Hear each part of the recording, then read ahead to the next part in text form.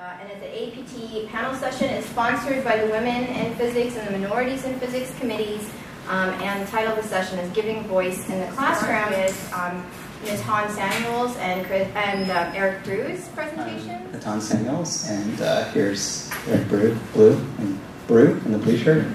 Surprisingly hard to say. And we're from Florida International University in Miami. Today we're going to talk about enacting localized reform through the cogenerative mediation process for learning environments. It's kind of a mouthful, but it'll seem so much more clear. So much simpler. So much simpler. Very simple. So, an overview of what I'm going to talk about. I'm going to show you a method that we've developed for including students in classroom change and reform efforts, a way that gives the students a meaningful role in those change efforts.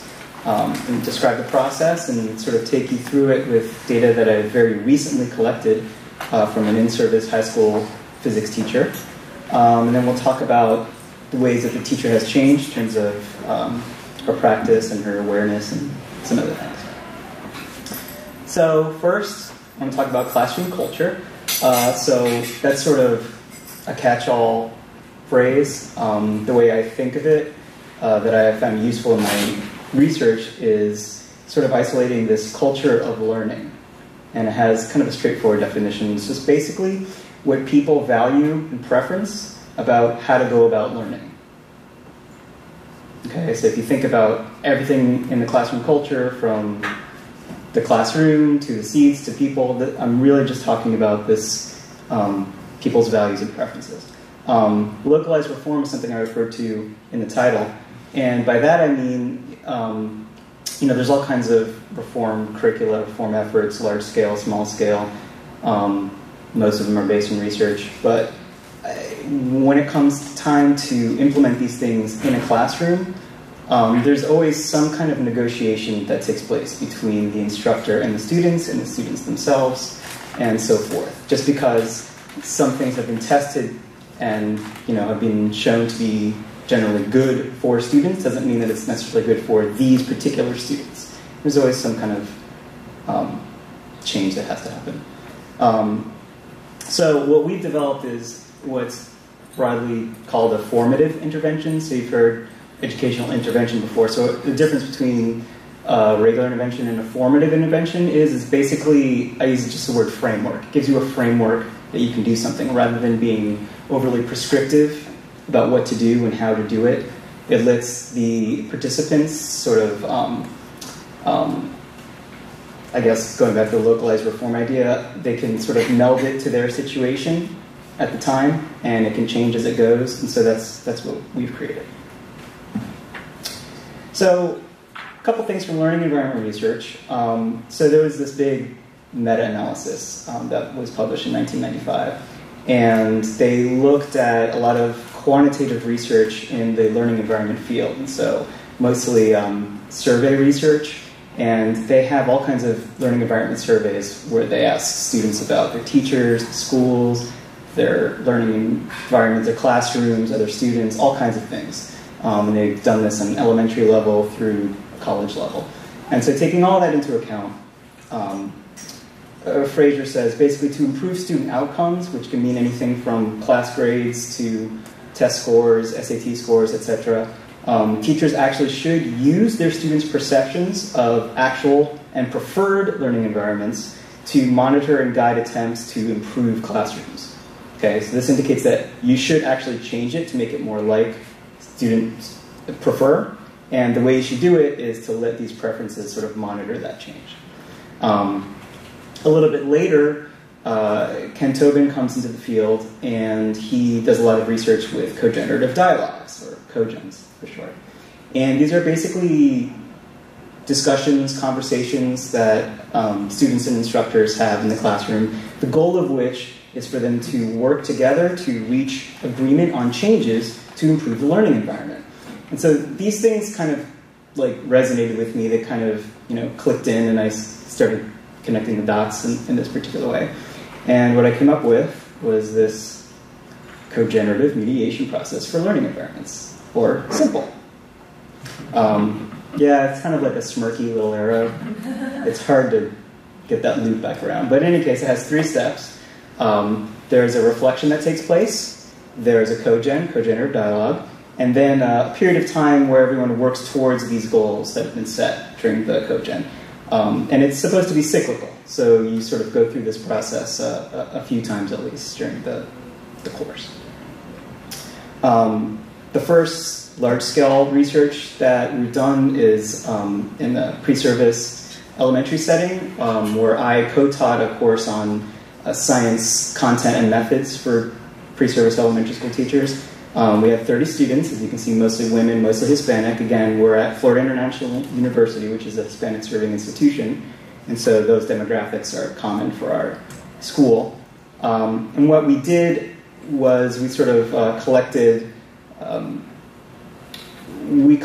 photographs, we collected classroom artifacts, we collected these reflections, and sort of did it at an activity theory-based comparison, okay, between the culture of learning at one point and then when they cycled back and did it again. And we found differences in these cultures of learning. The motivation and agency had changed. It increased, you might say. The preferences the second time by the students were a little more like what actual elementary school teachers prefer, things like that. And so it was really interesting. But of course, that was me teaching the course, so there's all kinds of things you could say about that. So I wanted to look at somebody else doing it. So, which leads me to the research question. What changes and personal benefits does a physics teacher describe that arose from her experience of going through the simple cycle with her students? And so this time we collected a little more data. I was there. This took place in the spring 2012 semester. Like I said, I just finished collecting this data. We're still pouring through it. Lots of classroom video. I recorded the cogenerative dialogues and just sort of day-to-day lab work and coursework. Several classroom artifacts and 5 or 6 teacher interviews throughout the time period. So let's take a look at what that looks like. So this was actually a small class. She teaches some larger classes, but when she agreed to do simple, she was sort of apprehensive about doing it with a large number of students the first time around, so she chose this section of hers that happened to have only 12 students rather than, I think, 30, which is what her other section has. She uses the high school modeling instruction curriculum, which is something we push at FIU. This is an honors physics class. I've given her a pseudonym, Lana Mendez. She does have 11 years teaching experience, so she's an experienced teacher. This is her 3rd year with the modeling curriculum. Her FCI normalized gains are above the average in our data set. She has a lot of science expertise. She's the chair of her department. She has a PhD in biology. As far as her teaching preferences, oh, by the way, that's her in the striped outfit over there, in the blonde hair. Her teaching preferences, she does prefer things that are sort of in line with the modeling curriculum, like group work, having student explanations, participatory learning. And she was interested in finding a way to give her students a little more voice in the classroom. That's how we sort of met and spoke about this. So let's go through the process. So the first thing that happens is there's a reflection. What we did in her case was assign a homework question, and this is basically it. It's basically what helps you to learn best. That's sort of the overarching question. And we prompt students to think about their outside interests or hobbies. How did you get better at these things? Maybe objects you like to have around you while learning, the type of place you prefer to learn, your 5 senses, and so forth. We're not really limiting it to anything here. Any way that they like to learn, we like to bring it in. So just to give you a small sample of what we collected here. Here's one student, and these are their ranked preferences. I learn better when the teacher shows and writes down the steps.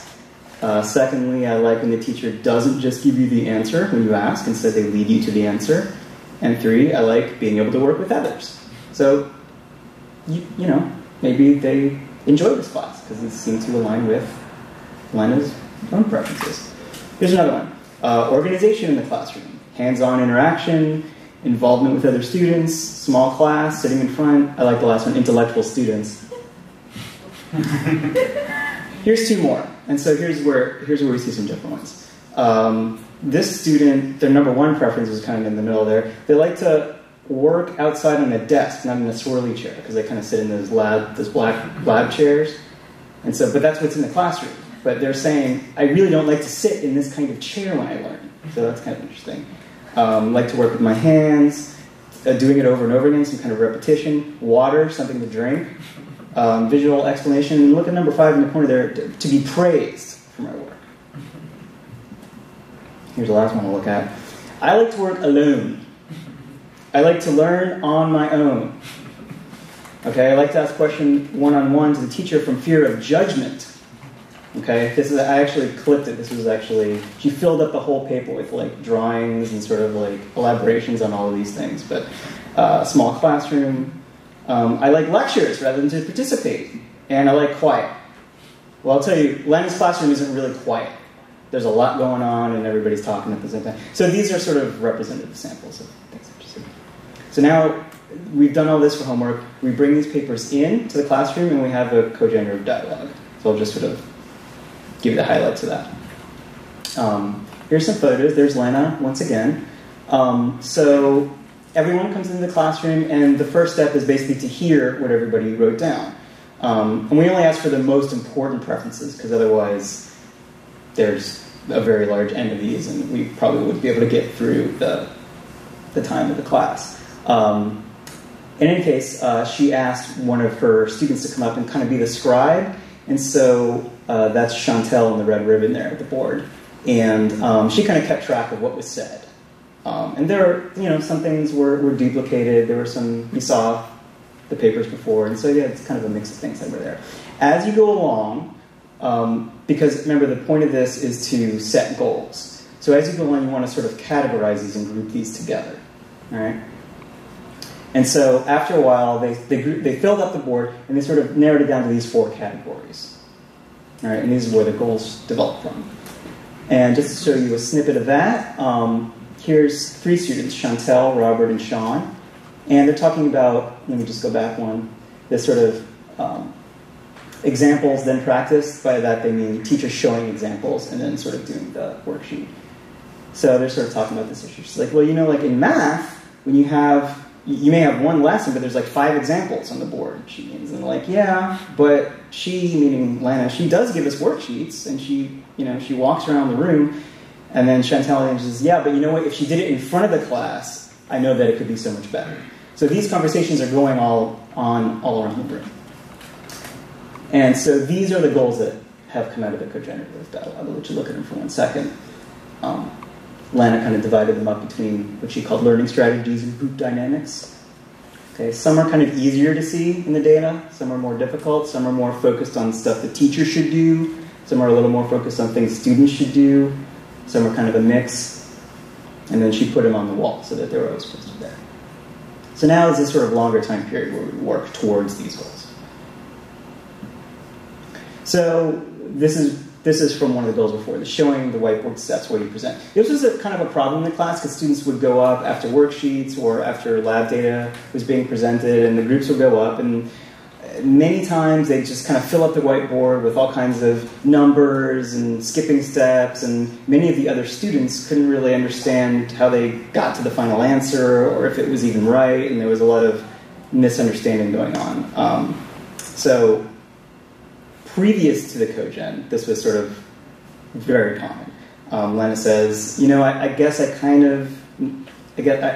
I didn't notice it was happening, but I didn't really say that much about it. She said she was kind of more interested on the actual problem solving. And she would occasionally say something about it, but it wouldn't really change like the overall set of behaviors.